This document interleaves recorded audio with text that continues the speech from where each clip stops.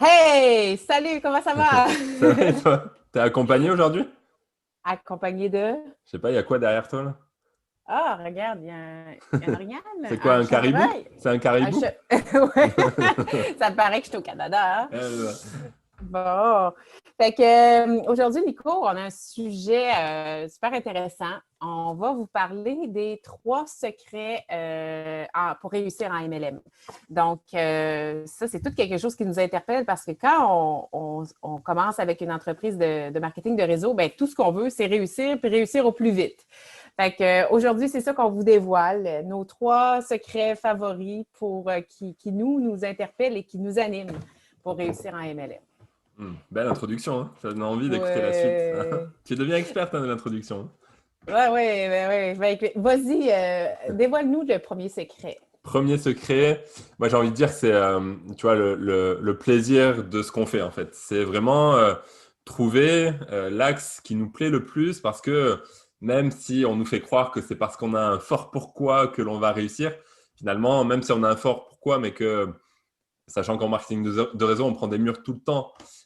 Même si on a un fort pourquoi, au bout d'un moment, on va se lasser si on ne prend pas plaisir dans ce qu'on fait. Donc, je pense que déjà, il faut trouver la manière de se faire plaisir avec le marketing de réseau.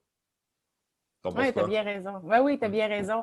Puis, puis je lisais pas plus tard qu'hier, justement, que quand tu trouves vraiment cette vocation-là ou peut-être ce filon-là qui t'anime en marketing de réseau, ben après, tu n'as même plus l'impression que tu vas travailler un jour de ta vie. Hein? Ouais, c'est ça. Et T'es- finalement, pardon. oui. Et finalement, tu vois, le gros atout de l'entrepreneur, c'est sa résilience.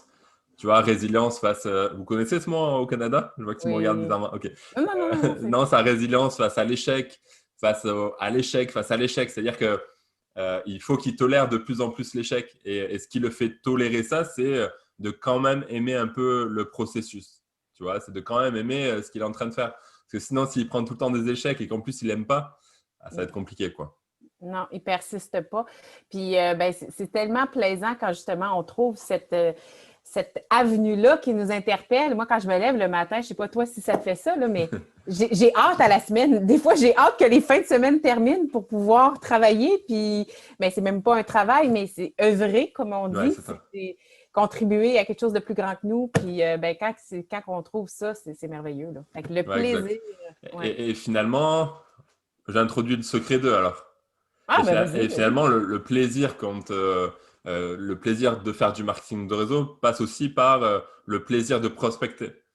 Et du coup, ben, c'est aussi devenir finalement expert d'un mode de prospection qu'on aime euh, pour que ce soit plus efficace, mais devenir expert d'un mode de prospection, peu importe lequel c'est, mais devenir expert voilà, d'un système en tout cas.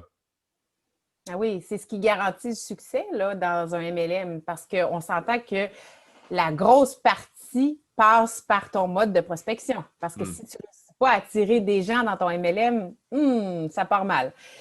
Puis toi, Nico, c'est quoi ton mode? Alors, moi, c'est vraiment le blog, hein, prospecter sur Google, c'est vraiment ça. Mais peu importe en fait, hein, c'est vrai que du coup, ça peut être finalement tout le système, c'est-à-dire que comment on invite, comment on présente et comment on close, et avoir toujours, tu vois, le même process pour que tout le monde dans l'équipe devienne de plus en plus expert de ce qu'il est en train de faire.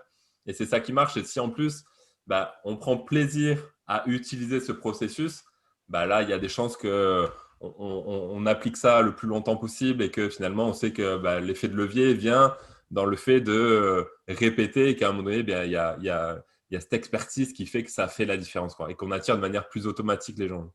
Oui, oui, oui. Puis tu sais, en même temps, dans tout métier, il y a des habiletés à développer. Puis, ben, dans le recrutement, la prospection, ben, il faut savoir aussi maîtriser cette habileté-là, ce skill-là. Puis, ben, ça se pratique, hein? Ça s'enseigne par nos uplines, évidemment, mais c'est quelque chose qui se pratique. Il ne faut pas attendre d'être parfait Ouais, pour la prospection, mais il faut vraiment se lancer. Puis, à chaque fois qu'on recrute quelqu'un, bon, on devient de plus en plus expert en la matière, puis on peut transférer notre expertise par la suite. Donc, voilà. Alors, il faut maîtriser un mode de prospection, comme tu le dis si bien. c'est le casque de ton fils? Non, c'est le mien. Ah, d'accord. OK. Non, c'était une Parce question que en passage. je ne sais pas si vous êtes français, mais en début de rencontre, je disais à Nico, je dis, vous connaissez pas ça, Boost? C'est vraiment une bonne marque, là. En France, vous connaissez pas ça? Fait que je ne sais pas où vous êtes dans le monde, mais en tout cas, si vous êtes québécois, vous connaissez ça. T'avais-tu d'autres choses à rajouter là-dessus, Nico? Rien d'autre. Secret 3. Secret 3, trouver l'animation d'équipe qui rend les gens hystériques. C'est ça. C'est-à-dire que quand on trouve finalement le bon mode de communication avec ses équipes, les bons leviers pour motiver ses équipes, finalement, on va augmenter le taux de rétention, le taux de gens qui restent, le nombre de gens qui restent le plus longtemps possible dans l'équipe. Et on sait que plus ils restent longtemps et plus ils sont actifs, et plus il y a des chances d'avoir des résultats. Donc, il faut trouver ce bon style de communication pour les garder et les garder surtout motivés. Oh oui, puis c'est un art, hein? C'est Ouais, un art motiver des équipes. Je me rends compte à quel point il y a d'astuces différentes, il y a des techniques différentes. On ne pense pas toujours à tout, mais il faut savoir s'inspirer parce qu'il y a plein de petits trucs, tu sais, à part les challenges, là, il y a plein de petits trucs que les gens, selon leur personnalité, vont adhérer plus à un qu'à l'autre. Puis ce qui est bien aussi, c'est qu'à un moment donné, on se forge notre propre identité d'équipe, hein? hmm. Et on finit par attirer les gens qui nous ressemblent, qui ressemblent à qui on est. Puis ça fait la puissance d'une équipe aussi. C'est que on devient fort par la complicité qu'on crée tout le monde ensemble. C'est ça, parce que finalement, on squeeze un peu le côté personal branding personnel, en fait. C'est-à-dire que finalement, on dit souvent qu'il faut créer son image, etc., pour pouvoir ressortir. Si en fait, on crée une image forte d'équipe, ça peut suffire. Ça peut suffire. On n'a pas besoin que chacun devienne quelqu'un de très connu ou de très, très inspirant. Juste le fait d'avoir une équipe qui a une forte identité peut suffire justement à compenser le manque de leadership de certains, par exemple, ou le manque de personnalité parce que tout le monde n'est pas à l'aise avec ce qu'ils font. Donc, le fait d'avoir cette identité forte compense pas mal de problèmes.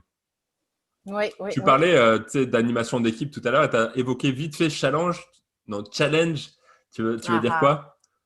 Challenge, c'est ça. Challenge. Mais tu veux dire quoi? Ben, ça dépend, là, Qu'est-ce tu que sais, tu comme. fais, toi? Ben, qu'est-ce que je fais? Ben, qu'est-ce qu'on fait aussi? Ben, souvent, ben, la façon qu'on fonctionne, c'est qu'on va mettre un challenge de début de mois. Donc, qui peut être orienté, par exemple, sur des objectifs précis à atteindre. Ces objectifs-là vont être récompensés aussi à la fin de mois s'ils sont atteints. Mais on a aussi instauré des challenges de fin de mois, tu sais, durant la dernière semaine qui est très, très, très stimulant aussi. Donc, ça fait raviver Exact. pour ceux qui étaient comme plus endormis, ça ravive un peu les ardeurs. Et c'est vrai que du coup, pour introduire ce qu'on va faire la semaine prochaine, on va interviewer une personne qui est experte un petit peu de ces leviers émotionnels qui permet finalement de maintenir une équipe toujours dans le bon move. Et ça va être très instructif. Oui, oui, oui, elle est incroyable. Je pense qu'elle va chercher ses idées partout en termes juste qu'est-ce qu'elle nous a révélé. Waouh, waouh, waouh. Fait qu'on pourra vous en glisser un mot si vous nous suivez. Donc, partagez à vos amis si vous aimez ça, nous suivre. C'est super convivial. Donc, partagez la chaîne à vos amis. Plus qu'on est d'abonnés, plus qu'on est heureux. Donc, voilà. Alors, c'est ce qui fait le tour des 3 secrets pour réussir en MLM, Nico. Et on se dit à bientôt. À bientôt. Bye. Ciao.